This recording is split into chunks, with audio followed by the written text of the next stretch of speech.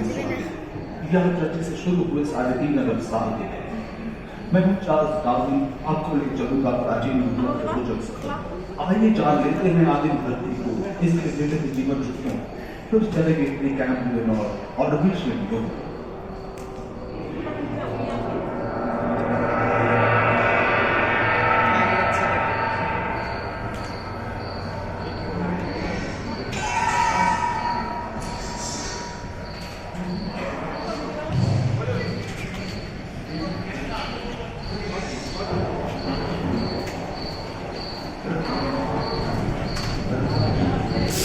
ओरे बाप रे की ठंडा रे। करोड़ वर्ष पहले प्रचंड धूल के बवंडर से हमारे सौर जगत का जन्म हुआ।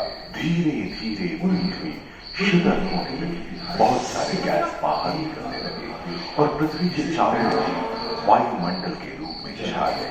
इन गैसों ने बिजली की कड़क और बादलों की गरज से मिलकर एमाइनो एसिड का निर्माण किया। प्राय 350 करोड़ वर्ष पहले प्रथम एक कोशिकीय जीव की रचना हुई। लगभग 280 करोड़ वर्ष पहले स्ट्रेटोलाइट ने प्रकाश संश्लेषण के दौरान वायुमंडल में ऑक्सीजन की स्तर में निरंतर वृद्धि से 120 करोड़ वर्ष पहले एक से अधिक न्यूक्लियस वाले बहुकोशिकीय जीव का जन्म हुआ। इस क्रमिक विकास से प्लैटफॉर्म, जेलीफिश, स्टारफिश, नॉटिलॉइड से सागर नायिका, सागर की किनारे वाले अंचल के पौधे लहराने लगे। बहुत तेजी से विभिन्न प्रजातियों की मछलियां विकसित की। यहाँ जो विशाल मछली दिख रही है उसका नाम है टार्किनोस्टस।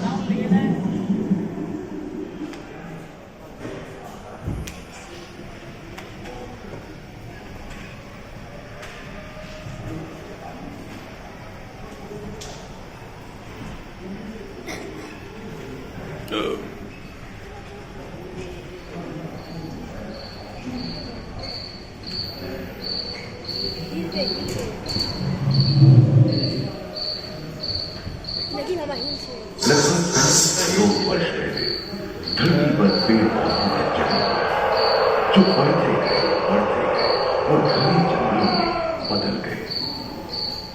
घूम, मकड़े, आदिम पंखहीन पतंग एवं इक्तियोस्टेगा जैसे उभयचर प्राणियों का आविर्भाव हुआ। सरीसृप जैसे स्तनपायी डायमेट्रोडोन प्रकट हुए, जिसकी पीठ पर नौका के पाल की तरह एक अंग था जो ताप को नियंत्रित रखने में मदद करता है। सरीसृप की तरह ही एक अन्य स्तनपायी प्राणी साइनोनेथस इन दिनों काफी प्रभावशाली हो उठा था। इसकी विशेषता कुत्ते से बहुत मिलती थी।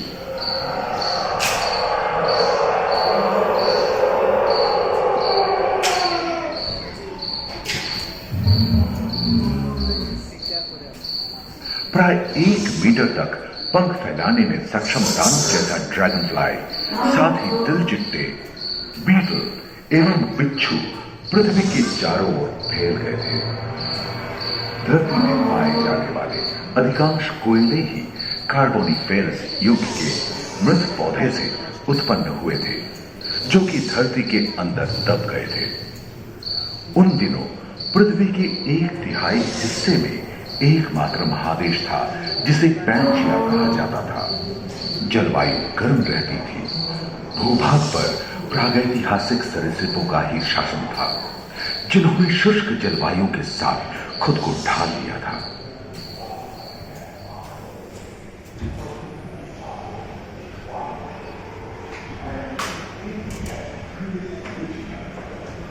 শেষ 40 টাকা নষ্ট।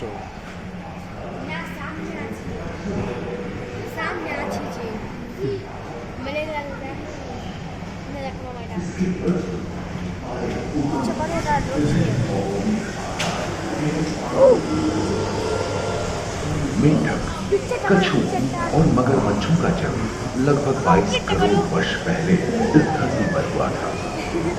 प्रथम स्तनपायी जीव मेगाज़ोस्ट्रोडन चूहे जैसे आकार का था। प्राचीन सरीसृप समाप्त होने लगे और उनकी जगह डायनासोर ने ले लिया था।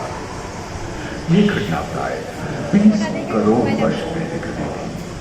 डायनासोर विभिन्न आकार एवं माप के थे और धरती के कोने कोने में फैले थे एवं जलवायु के अनुकूल खुद को ढाल दिया था। इनमें से कुछ तो किन्नरों की तरह हल्के फुल्के थे और कुछ 15 पूर्ण वयस्क हाथियों जितने भारी थे। पूरी ठंडा रे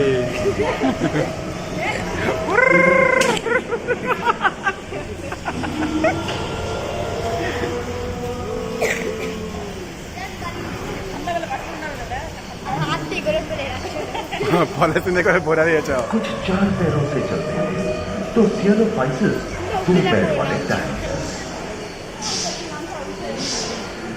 ब्रेकियोसॉरस की लंबाई के साथ 23 मीटर थी, जो कि एक टेनिस कोर्ट की लंबाई की थी और इनका वजन 75 टन था।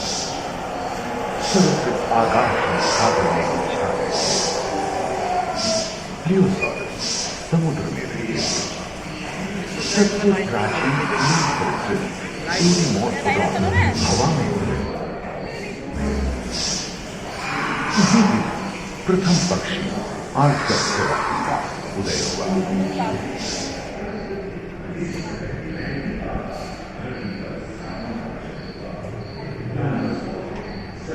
अगले 10 करोड़ वर्षों यानी जुरासिक के अंतिम चरण से क्रेटेशियस युग का प्रथम चरण तक डायनासोर के लिए स्वर्णिम युग रहा।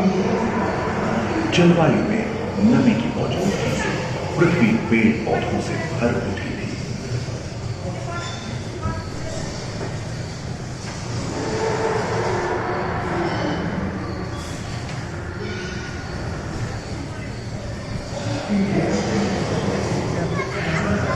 बेल्जियम देश खंडित होने के कारण भारत एशिया की ओर खिसकने लगा था। महादेशीय प्लेटों में हलचल होने से ज्वालामुखी के रूप में लावा निकलने लगी थी। इसके फलस्वरूप आए भूकंप से विभिन्न भौगोलिक आकार एवं आकृतियां निर्मित हुई। स्पाइनोसॉरस की पीठ पर नौका के पाल की तरह एक अंग हुआ करता था, जिससे वो अपने शरीर के ताप को नियंत्रित करता था।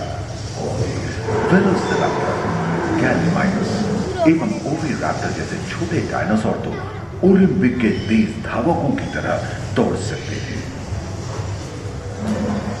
पैरासाउरोलॉफस और कोरिथोसॉरस के सिर पर कलगी होती थी। करीबन 5 मीटर लंबे पंख वाले टेरोनोडॉन उड़ने एवं फिसलने में माहिर थे। सुनने में विचित्र लगे, पर अधिकांश डायनासोर जैसे कि ट्राइसेराटोप्स और एंकिलोसॉरस शाकाहारी थे। लॉरेसिया और गोंडवाना नाम के 2 भूखंड महादेश में रूपांतरित हुए एवं समुद्री गर्भ के कठोर आवरण से रॉकीज एवं अन्य पर्वत श्रेणियां निर्मित हुई।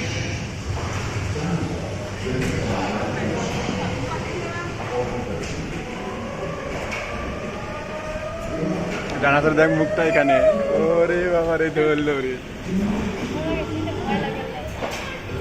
হয়ে গেল লাইট অফ।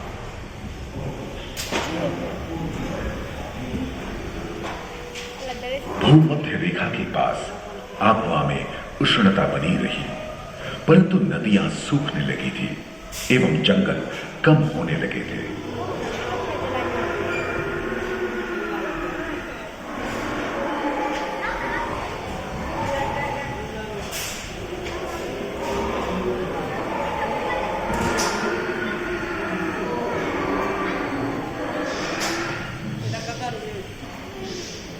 না না গন্ডার, महादेश में जीव जंतुओं का विकास स्वतंत्र रूप से এটা গন্ডার গন্ডার। सबसे पहले पुष्प वाले पौधे धरती पर विकसित हुए एवं परागण के लिए कीट पतंगों के साथ संपर्क स्थापित हुआ। वे तेजी से धरती पर बढ़ने लगे। इसी समय पहली बार धरती पर सांपों का जन्म हुआ। डायनासोर में सबसे भयंकर था टिरानोसॉरस रेक्स। भूस्थल पर इसका ही राज चलता था। यह प्राय 12 मीटर लंबा यानी 2 मंजिला मकान के आकार का था।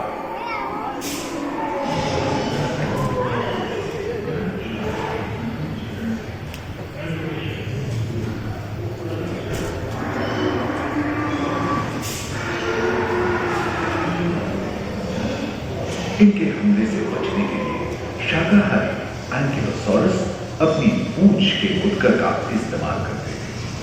सभी डायनासोर प्राय 6.5 करोड़ वर्ष पहले ही विलुप्त हो चुके थे। आखिर क्यों?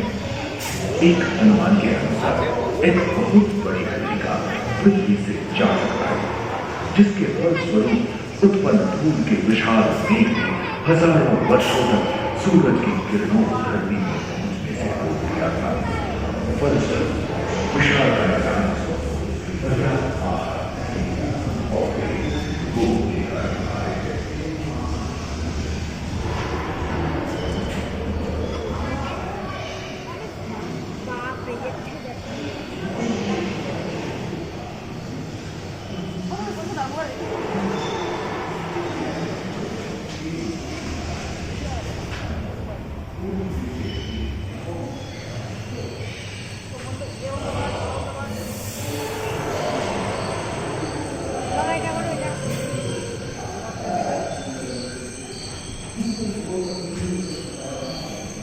डायनासोर के विलुप्त होने के बाद भूस्थल पर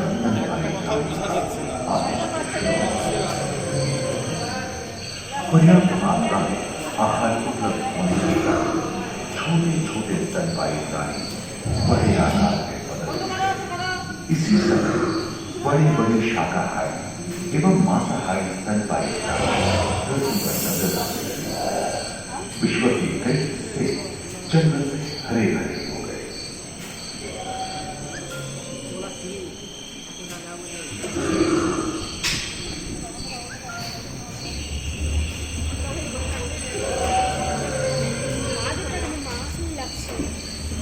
हाथी के पूर्वज डायनोथेरियम और घोड़े के पूर्वज यूहिपस की उत्पत्ति हुई, जो आज के हाथी और घोड़े में रूपांतरित हुए।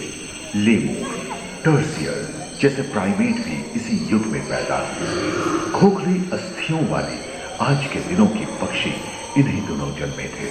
डायाट्राइमा जैसे बड़े एवं उड़ने में अक्षम पक्षी उन जगहों में रहते थे जहां मांसाहारी बड़े स्तनपायी प्राणी नहीं मिलते थे।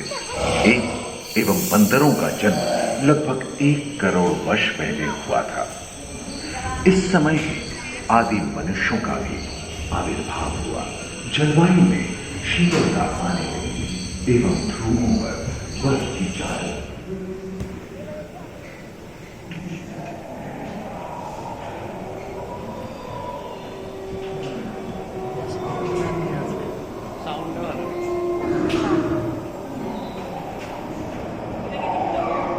पृथ्वी के लंबे इतिहास में झांके तो ऐसे कई मौके रहे हैं जब उत्तरी गोलार्ध के अधिकांश हिस्से बर्फ की चादरों से ढक गए थे, जो आइस एज के नाम से जाना जाता है। हम आज ऐसे ही एक आइस एज में रह रहे हैं जो 20 लाख वर्ष पहले शुरू हुआ था। रोईदार गेंडे, रोईदार स्तनपायी और कस्तूरी गायों ने अपने शरीर के रोमों की सहायता से शीतल जलवायु के साथ तालमेल बैठा लिया था। पुष्टकुंभक आकार की घोड़ियों ट्राइपोडोन जैसे विशाल पर्वत लोग उन दिनों मौजूद थे। सिल्वर टूथ वाले बाघ और विशाल सिंह वाले हिरण जंगल में शान से विचरण करते थे। संभवतः सामने के दांत से मांस को चीरने फाड़ने में हुई अड़चन के कारण यह समय के साथ विलुप्त हो गए। वहीं दानव आकार के हिरण हिंसक जानवरों से बचने के लिए तेजी से नहीं भाग सकते थे। फलस्वरूप वे भी ओझल हो गए। इस समय से ही आधुनिक मानव का क्रमिक विकास शुरू हुआ और विशालकाय स्तनपायी प्राणी धीरे धीरे विलुप्त होने लगी।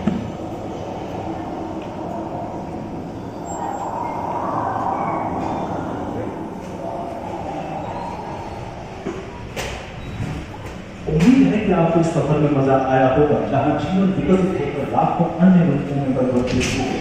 दूसरे ध्रुव पर ह्यूमन म्यूटेशन पैनोरामा में मानव की यात्रा और विज्ञान और तकनीक तथा अत्याधुनिक तकनीक की भारतीय विरासत का भी